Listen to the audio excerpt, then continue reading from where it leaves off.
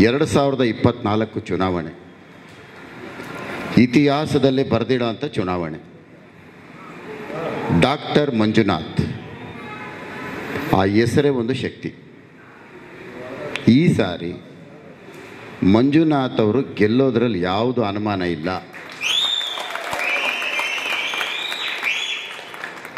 ಮಂಜುನಾಥ್ ಅವ್ರನ್ನ ನಾವು ಸೋಲಿಸ್ತೀವಿ ಅಂತ ಯಾರಾದರೂ ಅಂದರೆ 2024ನಲ್ಲಿ ಅದಕ್ಕಿಂತ ದೊಡ್ಡ ಒಂದು ಬೇರೆ ಅರ್ಥ ಹೇಳಬೇಕು, ನಾನು ಮುಂದಿನ ದಿನಗಳಲ್ಲಿ ಹೇಳ್ತಾ ಇರ್ತೀನಿ.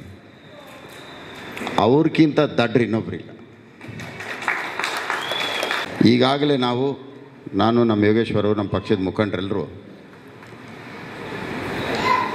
ಮಂಜುನಾಥ್ ಅವ್ರ ಹೆಸರು ಘೋಷಣೆ ಆಗಿದ ತಕ್ಷಣ ಆವತ್ತು ನಮ್ಮ ಕ್ಷೇತ್ರದಲ್ಲೇ ಮೊದಲನೇ ಸಭೆ. ತಾಯಿ ಚೌಡೇಶ್ವರಿಯ ದೇವಸ್ಥಾನಕ್ಕೆ ಕರ್ಕೊಂಡಾಗ ಆವತ್ತೇ ಅಲ್ಲೇ ಪೂಜೆ ಮಾಡಿದ್ವಿ. ಅದು ನಿಮ್ಮ ಇಡೀ ಗ್ರಾಮಾಂತರಕ್ಕೆ ಅದು ನಮ್ಮ ಕ್ಷೇತ್ರ ದೇವಮೂಲೆ. ಇದು ನಿಮ್ಗೆ ಗೊತ್ತಿರಲಿ. ಮುಂದಿನ ದಿನಗಳಲ್ಲಿ ಇವಾಗ ನಾವು ನಮ್ಮ ಪಕ್ಷದ ವತಿಯಿಂದ ನಮ್ಮ ಕಾರ್ಯಕರ್ತರು, ನಮ್ಮ ಮುಖಂಡರ ಜೊತೆಯಲ್ಲಿ ನಾವು ಸಭೆ ಮಾಡ್ತಾಯಿದ್ದೀವಿ. ಇದಾಗಿದ ತಕ್ಷಣ ದೊಡ್ಡ ಮಟ್ಟದಲ್ಲಿ ನಾವು ಮತ್ತು ದೇವೇಗೌಡರು, ಕುಮಾರಣ್ಣ ಎಲ್ಲರೂ ಒಟ್ಟಿಗೆ ಸೇರಿ ಇನ್ನೊಂದು ಸಭೆ ಮಾಡಿ ಅಲ್ಲಿಂದ ಜಂಟಿಯಾಗಿ ನಾವು ಪ್ರಚಾರಕ್ಕೆ ಹೋಗುವಂಥದ್ದು, ಜಂಟಿಯಾಗಿ ಸಭೆಗಳು ಮಾಡೋಂಥದ್ದು, ಅದನ್ನು ನಮ್ಮ ಪಕ್ಷ ಈಗಾಗಲೇ ತೀರ್ಮಾನ ಮಾಡಿ ಅದು ಮಾಡುತ್ತೆ. ಅದು ಜೊತೆಯಲ್ಲಾಗತ್ತೆ.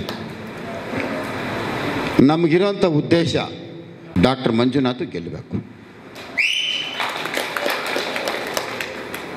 ನೀವು 1 ಓಟು ಲೀಡ್ ಕೊಟ್ಟರೆ ನಾವು 1 ಲಕ್ಷ ಓಟು ಲೀಡ್ ಕೊಡ್ತೀವಿ.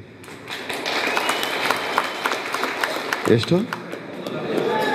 ನೀವು 1 ಓಟು ಲೀಡ್ ಕೊಡಿ, ನಾವು 1 ಲಕ್ಷ ಲೀಡ್ ಕೊಡ್ತೀವಿ. ಎಷ್ಟು ಕೊಡಬೇಕು? 1 ಓಟು. ಇವತ್ತು ನಾನು ಮಾತನಾಡ್ತಾ ಇರೋದು ಇಡೀ ಕನಕಪುರಕ್ಕೆ ಪ್ರಚಾರ ಆಗಬೇಕು. ಕನಕಪುರದಲ್ಲಿ 1 ಓಟು ಲೀಡ್ ಕೊಟ್ಟರೆ ಬೆಂಗಳೂರಲ್ಲಿ 1 ಲಕ್ಷ ಲೀಡ್ ಕೊಡ್ತಾರೆ.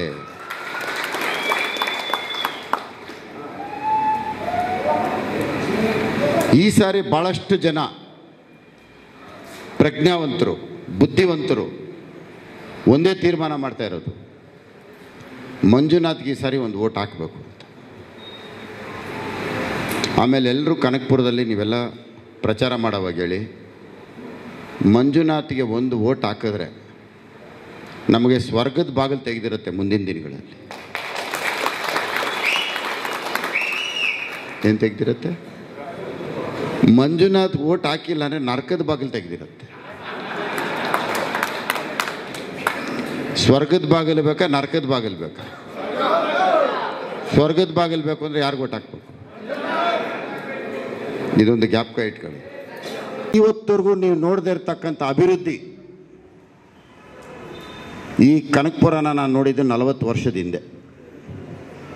ನೀವು ಈಗ ನನಗೆ ಯಾರೋ ಹೇಳಿದ್ರು ಫಸ್ಟ್ ಟೈಮ್ ಕನಕಪುರ ಅಂತ. 40 ವರ್ಷದಿಂದ ನಾನು ಇಲ್ಲಿ ಬಂದಿದ್ದು. ಇಲ್ಲಿಗೆ ನಾನು ಬಂದಿದ್ದು 40 ವರ್ಷದ ಹಿಂದೆ ಬಂದಿದ್ದೀನಿ. ಆವತ್ತಿಗೂ ಇವತ್ತಿಗೇನು ಅಂಥ ವ್ಯತ್ಯಾಸ ಇಲ್ಲ, ಇದ್ದಂಗೆ ಐತೆ. ಎಲ್ಲೋ ಸುಣ್ಣ ಬಣ್ಣ, ಕೆಲವು ಮುಖ್ಯ ರಸ್ತೆಗಳಿಗೆ ಮಾತ್ರ ಸುಣ್ಣ ಬಣ್ಣ ಹೊಡೆದವ್ರು ಅಷ್ಟೇ. ಅಷ್ಟು ಬಿಟ್ರೆ ಇನ್ನೇನಿಲ್ಲ. ಸುಣ್ಣ ಬಣ್ಣ ಹೊಡೆದಿರೋದೆಲ್ಲೋ ಕೆಲವು ರಸ್ತೆಗಳಿಗೆ ಹೊಡೆದವ್ರು ಅಷ್ಟೇ 40 ವರ್ಷದಲ್ಲಿ. ಅದಕ್ಕಿಂತೇನು ಹೆಚ್ಚಿಗೆ ಇಲ್ಲ. ನೀವೆಲ್ಲರೂ ಯೋಚನೆ ಮಾಡಿ ನಮ್ಮ ಭಾರತೀಯ ಜನತಾ ಪಕ್ಷದ ಅಭ್ಯರ್ಥಿ ಡಾಕ್ಟರ್ ಮಂಜುನಾಥ್ ಓಟ್ ಹಾಕಿ. ಆ ರಾಮನಗರದಲ್ಲಿ ಒಬ್ಬ ಮಾತಾಡಿದ್ದಾನೆ ಗಂಡಸ್ತನದ ಬಗ್ಗೆ. ಅವನು ಗಂಡಸ್ತನದ ಬಗ್ಗೆ ರಾಮನಗರದಲ್ಲೇ ಸಾರ್ವಜನಿಕ ಸಭೆಯಲ್ಲಿ ನಾನೇನು ಹೇಳ್ಬೇಕು ನಾನು ಅದನ್ನು ಹೇಳ್ತೀನಿ. ಅದಕ್ಕೆ ಉತ್ತರ ಕೊಟ್ಟೇ ಕೊಡ್ತೀನಿ.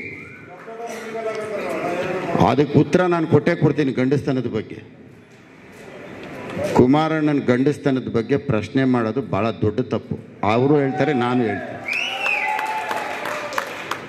ಅದು ಹೇಳ್ಬಾರ್ದು. ತಾಕತ್ತು, ದಮ್ಮು, ಗಂಡಸ್ತನ 5,000 ರೂಪಾಯಿ ಕಾರ್ಡ್ ಕೊಟ್ಬಿಟ್ಟು ಮೋಸ ಮಾಡಿದ್ರಲ್ಲ, ಅದ್ರ ಕಾಸು ಕೊಡಲಿ ಫಸ್ಟ್.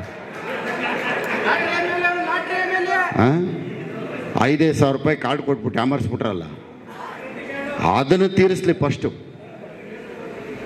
ರಾತ್ರಿ ಕಾರ್ಡ್ ಕೊಟ್ಟು 5 ಅಂದ್ಬಿಟ್ಟು ನನ್ನ ಮಗನ ಬೆಳಕಾರಷ್ಟಲ್ಲಿ ಓಡೋಗ್ಬಿಟ್ರಲ್ಲ. ಈಗ ಯಾವುದೋ ಡಬ್ಬಗಳು ಇಟ್ಕೊಂಡು ಅಲ್ಲಾಡಿಸ್ತಾವ್ರು.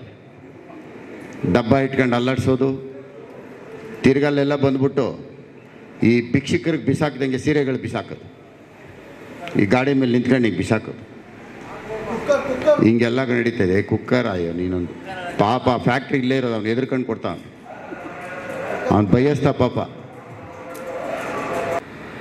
ಕನಕಪುರದಲ್ಲೇ ಹೆಚ್ಚು ಮತಗಳು ಬರುತ್ತೆ,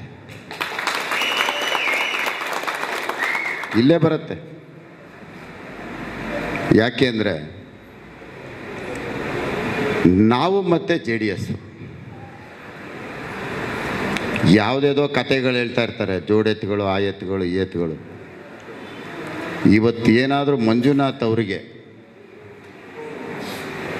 BJP ಮತ್ತು JDS ಎರಡು ಕಣ್ಣು ಅಂತ ಹೇಳಿದ್ರು ತಪ್ಪಾಗಲ್ಲ.